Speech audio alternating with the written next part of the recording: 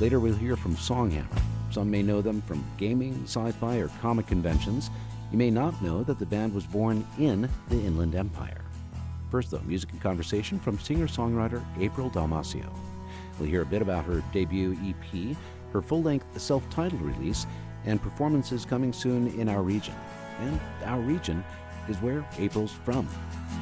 In the secret garden underneath the big red roses lies a fairy tale. Born and raised in Riverside, and Inland Empire is my home. It's given me so many opportunities. Inland Empire has that wonderful little sparkle of love inside my heart.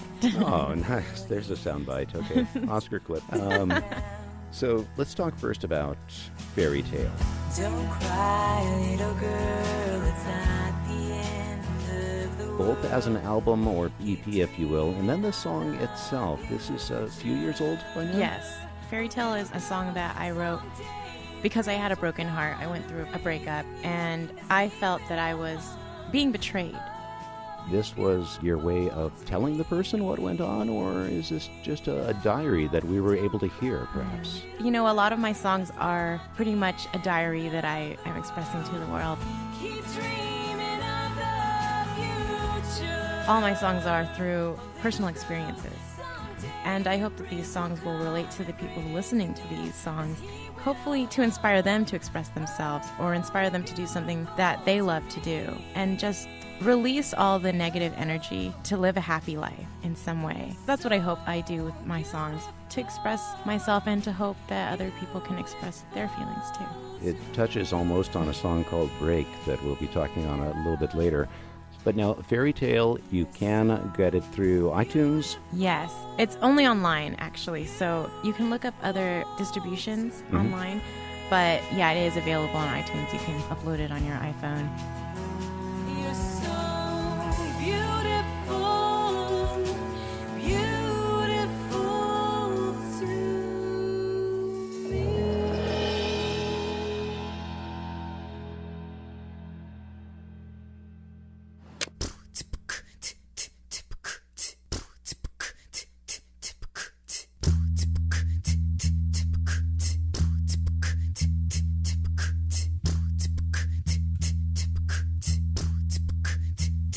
You're just too good to be true. Can't take my eyes off of you. You'd be like heaven to touch. I wanna hold you so much. At long last, love has arrived, and I thank God I'm alive. You're just too good to be true. Can't take my eyes off of you. The city of Riverside could easily use your video for Can't Take My Eyes Off of You as a recruitment tool. This is a cover of a cover, if you will. Tell me about that. We talked about this at some point. Entirely self-shot. First of all, people look for the video, Can't Take My Eyes Off of You, from Apryle Dalmacio. But you're really covering not so much Frankie Valli's version, but Lauryn Hill? Correct. Yes, I wanted to showcase my beatboxing. And this is a fun one. Yeah, I wanted to showcase my beatboxing, and I don't normally do that, but when I get the chance, I'll take out my loop pedal at my shows. Do a beatbox right now so people know. Yeah. We loop that together. There you go. Here's the rhythm section. Yeah, see, so it's a lot of fun. I get to overlap beatboxing with my guitar and my voice, and just have a lot of fun. It's more of a chill show when I bring out my loop pedal. It's just for a lot of fun, and I get to add more sounds than just my guitar and my vocals. Nice. You're just too good to be true. Can't take my eyes off of you. Yeah, it's a lot of fun. And I wanted to take on a different genre and see how that would go. And so I made a video all on my own with my iPhone, took out my music stand, brought that along with me to downtown Riverside. And my music stand was my little assistant holding my iPhone. giving me those angles that, I wanted for shots that I put together and edited. And then, soon after that, I actually got really, really sick. So, Oh, no. I had to Just in cancel a time. few shows. Yeah. Now that you've heard about it, now that you actually know it's a series of selfies, if you will, only a couple of times where you're holding your arm out like the traditional selfie shot, but it's nice stuff. I was surprised that it was April on her own with her iPhone. Can't take my eyes off of you. You're a self-taught singer and songwriter and guitarist. Now, winning Best Country and Best Female Artist. This was for the 2009 Inland Empire Music Awards, right? Yes. Best Country Artist? Yeah. You sampled through your stuff, and I guess I would not have picked... you don't have the cowboy boots and the I hat don't. and the big hair. At least not anymore, actually. In my past life, I think in 2009 when I won those awards, that was definitely a style that I was going for. I did wear a lot of cowboy boots. I did own a lot. It was fun. I love that style. I love the whole country style with cowboy boots and jeans or a really cute dress, I used to wear that look a lot. There's maybe old pictures, maybe if you can find them on MySpace, you'll see those pictures. Okay. But I think people were also relating me to Taylor Swift, and that was the time she was starting out and she was getting big. So they would relate my music to her. Well, that's fair enough, although the similarities are female and acoustic guitar, and beyond that, I put her into another category. Yeah. And I don't know if I read this or if I'm just hearing it. There's a Michelle Branch thing in there somewhere as well. Definitely. Yeah? Oh, yeah. I was a huge Michelle Branch fan. Mm-hmm. So honestly, I don't know where the whole relating me to Taylor Swift came from, but Michelle Branch was my huge influence growing up. I listened to her music and studied her music. I studied her lyrics, and I saw that she wrote about her heartbreaks, and she was expressing herself, and that's what I wanted to do. Just being able to express herself and sharing her love of music and her personal experiences to the whole world inspired me to do just that. I need you, baby, to warm the lonely night, baby. That's Apryle Dalmacio. More on Apryle at aprildalmacio.com. Later, the world of Songhammer. First, though, a reminder that our fall membership campaign is over as soon as we hit our goal of $120,000. If you give now at kvcrnews.org, you'll help shorten the on-air portion of the campaign in October. Now, as we go back into conversation with Apryle Dalmacio, we'll look at her early days, that is, her studies at CSUSB. And the vocal jazz director at CSUSB currently is Bradley Scott Hampton. Although at that point, they were studying together. It was you and me. There were a couple of videos from you in your CSUSB days. I really like the bend of the note, for example, on Corner Pocket, kicking off your solo on that one. That was fun. Great memories. I went to Cal State San Bernardino. I studied some vocal jazz there. I was in the jazz ensemble at Cal State. It was a lot of fun, and those videos are still on YouTube. You can hear the studies that I've gone through at Cal State in my music now. That's actually one of the things that Bradley pointed out. Now, he said, by the way, before we go into that, he said you invited him to arrange one of the songs on the new disc as well as sing on it with his a cappella group. Which song was that? Yeah, Bradley has arranged On the Other Side, which is the last track on my new album. Okay. It turned out amazing. He's an amazing arranger. Yes. His creativity, his musical skills, I can't thank him enough for being a part of this project. I contacted Bradley, and he said that you and he were in the vocal jazz group at CSUSB for a few quarters. And now here's the thing, Apryle. He said that you, at one point, seemed a bit reserved or shy, though you were certainly one of the singers that could hold your part and was passionate about being in the group. You were one that could be relied upon. Now, here's the kicker. One of the things that he remembers is coming back after he had graduated, then watching you solo and seeing the new confident, unshy, non-reserved, working the stage performer. And he always wanted to ask you what happened to cause that change. Oh, wow. I think it was throughout the years, all the experiences I've had through music. having that opportunity to practice and being able to share what I practice on stage, I think that boosted my confidence. And realizing, what I'm doing on my own is inspiring people and making people happy. I think that inspires me even more to know that what I'm doing gives off a positive energy to other people.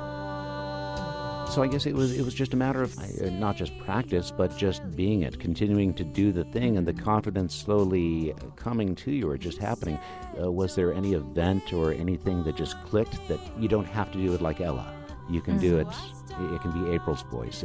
Was there some seminal incident, or did it just happen eventually? I think over time it eventually just happened, but I feel that I did have had influences in my life, such as Dr. Pashota, who was my jazz ensemble vocal teacher. She inspired me to listen to songs by Billie Holiday or Frank Sinatra or Ella Fitzgerald. Listen to them, take in their music, and really listen to it. Not just put it in your car and have it in the background, but really listen to how they sang those songs, where they put the accents on what words they were singing, why they were singing it. Really going into the reasons to why this song was created in that way. And her showing me how to analyze a song made me realize, I can do that too. I think every artist sees another musician's way of doing things, and they kind of turn it into their own creativity, and they turn it into themselves.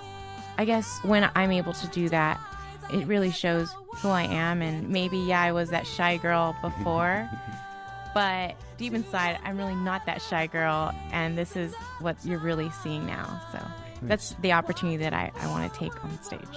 Were you playing back in high school, guitar? Yes.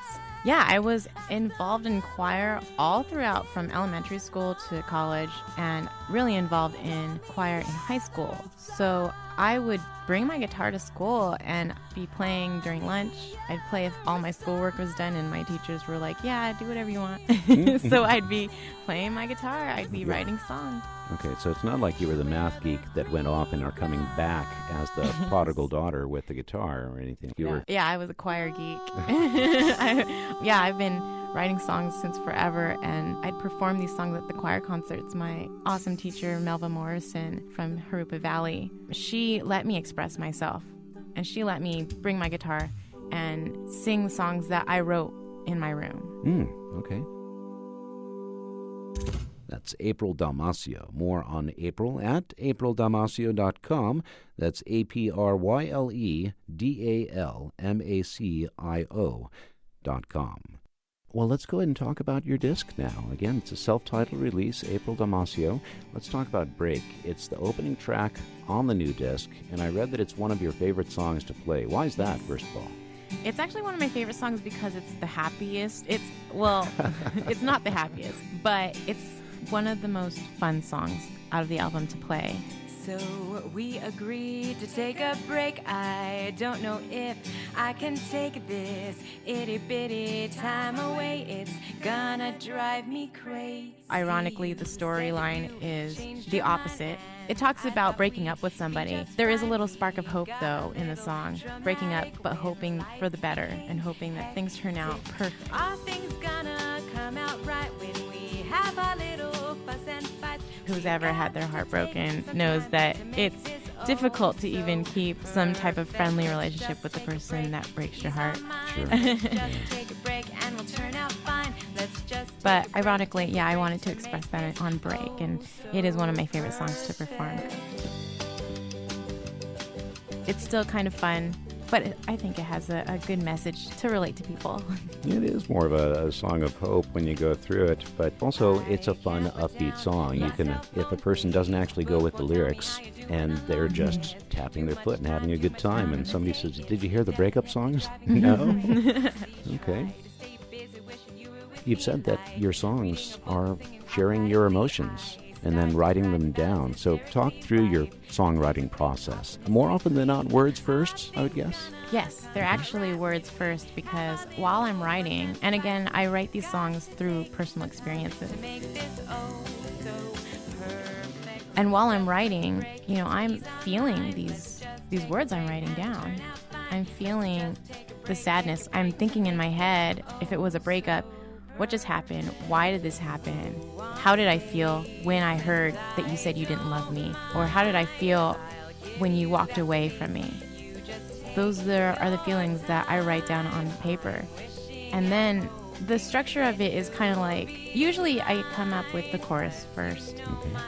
You know, I write all my words down, and when I feel that I've expressed all the words that I want to express, I'll pick and choose what goes well in a verse or what would flow better in this chorus.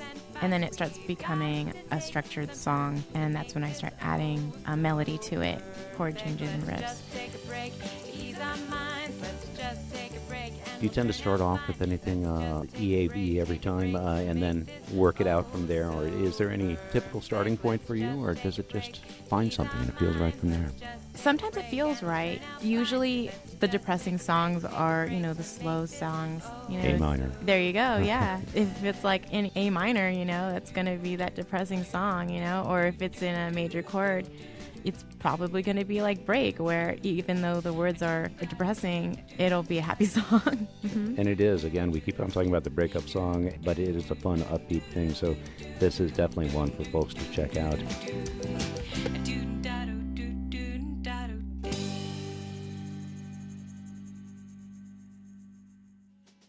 The disc starts with Break and ends with On the Other Side. So is there a theme going from beginning to end? There isn't a chronological flow, but there is a story behind it. I do feel that it's a story about my life, my breakups, my experiences through my relationships that I've had, falling in love, realizing that this may not work out, and then breaking up, and then trying to go back and hoping that it would work out. But there is kind of a story with On the Other Side. I set my mind to knowing that that would be the very last track of the song. Oh, yeah? Because all the songs are basically breakups or I love you type of songs. But the very last track is more of a positive outlook on life, saying, you know, maybe through all these experiences, even though they were great or I had sad experiences or angry experiences, I can keep going on with life on the other side and be happy. Where the green grass grows is one of the lyrics in that song. And just be happy, accepting what my past has given me, and grow from there and live a happy life and then just keep going and enjoying what life keeps bringing you and live in a positive way. Beautiful. That's really cool that you would know which one would cap it off and which would be the final message, if you will. Was there any process for the rest of the tracks in deciding the order as far as leading up to On the Other Side, or really this is the collection and then it culminates with that? There's an order that I definitely thought about putting in. Break is the very first track, and I wanted it to be something catchy. I wanted it to catch someone's ears, you know, and tap their feet, and that's definitely the first track that I chose. If you listen to the album as a whole, you'll see it's kind of like a show. It does have a story to it in some way where, you know, there's some ups and downs. There's a climax, there's a depressing part of the story, and then it leads to the end where there's a happy ending, basically. Nice. And in the middle, you're talking about trying to write the most perfect song. Again, this was a really upbeat, some clawhammer banjo or something going on in there, and percussive. Yeah, Thomas Larson, who plays banjo, performs on this. He did such an awesome job. Thank you, Thomas. But it's also another ironic song, to where I wanted to write the most perfect song, but I felt that I couldn't for this particular person that I wrote this song for. It may not have the perfect vowels, fortes, or rests. But please just know I really tried my best out of all the songs. He was actually a music major, and I felt that, you know, with his experience of music, there's no way that I could write a song that he would like or that he thought would be amazing. Right. So that's basically the gist of the story for the most perfect song. This will have to be the most perfect song for you. you're quite literally telling a story of trying to write something and include the rest and the beat, and I forget what else. Oh, and yeah. you mentioned Mozart. I forget who else that you're maybe as a music major forced to listen to at some point in one's academic career. But it's a fun one, and again, it's one that just catches you right away, and it's something that people can relate to, because everybody has tried to write a poem or a song or something, and we're going to do this right here. Yeah, the whole writer's block. Like, what do I write about? You know, and that's basically what this song is about. You know, how do I write the most perfect song? And maybe thinking about it way too much, but I guess that's part of being creative. Out of all the songs in the galaxy, the only words to show you're my loverly are no words, original or new. It's I love you. The Most Perfect Song and a few others we heard during this interview are from Apryle Dalmacio's self-titled release, just a few years old by now. More on the album, as well as April's debut EP, links to videos and much more at apryle.dalmacio.com. That includes a number of dates coming up within a few days. She performs under her own name or with Woody Garcia as Faye and the Fella. Again, that's Apryle Dalmacio, DALMACIO.com. Also on Instagram, Twitter, and Facebook.